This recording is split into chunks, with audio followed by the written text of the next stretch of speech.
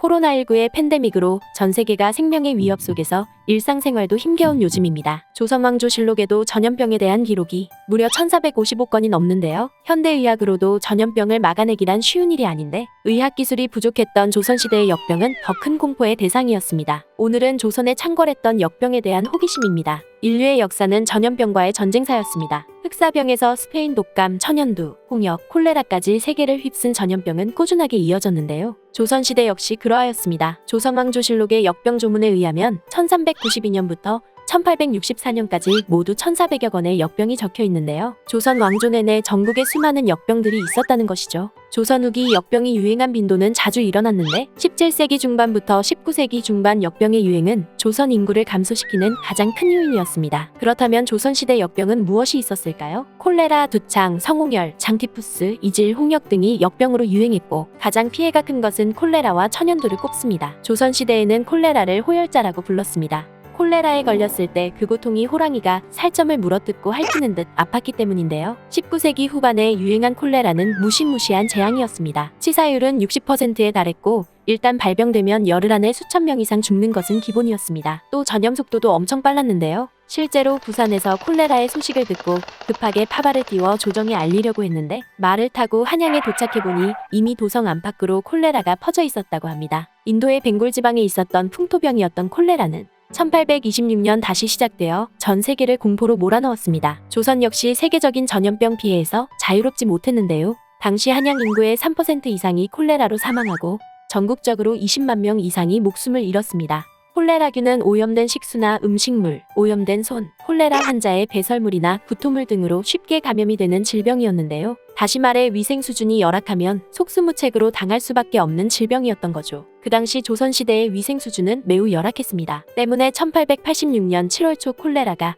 한양에 창궐하자 한양에 거리는 곡소리가 끊이지 않았고 매일 도성 밖으로 수백 명의 시신이 옮겨졌고 2달 동안 총 7천여 명이 목숨을 잃었습니다. 콜레라가 무섭다고는 하지만 조선시대 내내 가장 무서웠던 역병으로 천연두를 꼽습니다. 천연두는 호흡기를 통해 감염되며 전염성이 높고 치사율이 30%에 이르렀는데요. 조선시대에는 인구의 50%가 아동기 이전에 사망했는데 아동 사망의 40%가 천연두가 원인이었습니다. 천연두는 콩알처럼 부풀어 오르는 병이라 해서 두창 두진으로 불렀고 민가에서는 마마라는 별칭으로도 불렸는데요. 조선 사람들은 천연두가 얼마나 두려웠는지 여기에 마마라는 극존칭을 붙였습니다. 공손한 태도에 기분이 좋아진 천연두가 멀리 떠나주길 바라는 마음에서였죠. 천연두에 걸리면 온몸을 달구는 고열과 피부 전체의 솟은 붉은 발진으로 고통받다 세상을 떠났습니다. 겨우 살아남더라도 얼굴과 신체에는 보기 흉한 상처 자국이 남았고 때로는 고열의 후유증으로 눈이 멀기도 했습니다. 천연두는 신분을 가리지 않고 곳곳에 퍼졌는데요. 조선 19대 왕인 숙종이 천연두에 걸렸고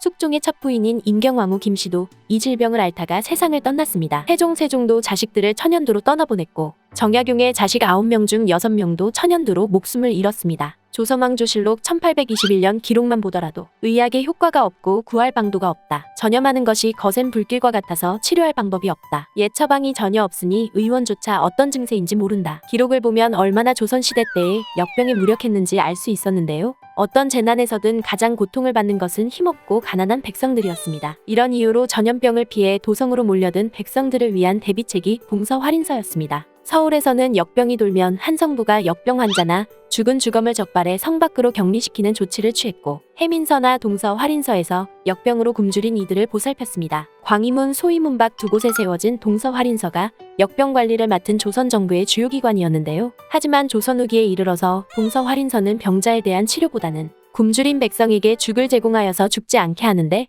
그 목적이 바뀌게 됩니다. 이렇게 전염병을 담당하던 활인서는 조선 후기 제대로 운영되지 않았는데요. 의관들이 태만했으며 약을 횡령하기 바빴고 제때의 약을 나누어 주지도 못했기 때문이었습니다. 결국 1882년 활인서는 사라지게 됩니다. 의학이 미비했던 조선시대에는 백성뿐만 아니라 왕실까지도 전염병이 돌면 미신에 의존했습니다. 역병이 도는 이유가 역신에 의해서라 믿었기 때문인데요. 역신을 달래는 구시나 역신에게 제사를 지내는 여제를 통해 역병 치료를 대신하였습니다. 조선시대에도 전염되는 전염병을 피하기 위한 자가격리가 존재했었습니다. 전염병이 돌면 활인서에서 출막이라는 임시시설을 성밖에 두고 역병 환자를 이곳에 격리해 돌봤습니다. 의료시설 부족으로 집안에 노비가 역병에 걸리면 외부에 움막을 지어 격리시켰고 가족 중에 환자가 발생하면 집 앞에 금줄을 쳐서 사람들의 접근을 막고 집안에서 돌보기도 했습니다. 전염병이 유행하면 결혼 제사는 물론 부부 동침도 금지했는데요. 매년 전염병이 돌 만큼 팬데믹이 일상이던 당시에도 강력한 사회적 거리두기가 있었던 것입니다. 코로나19의 재확산 우려로 강력한 사회적 거리두기가 또다시 시행되고 있는 요즘인데요. 여러분들은 어떻게 지내고 계시나요? 지금까지 조선시대에 창궐했던 역병에 관한 호기심이었습니다. 호기심이 해결되셨다면 구독, 좋아요 꾹 눌러주세요.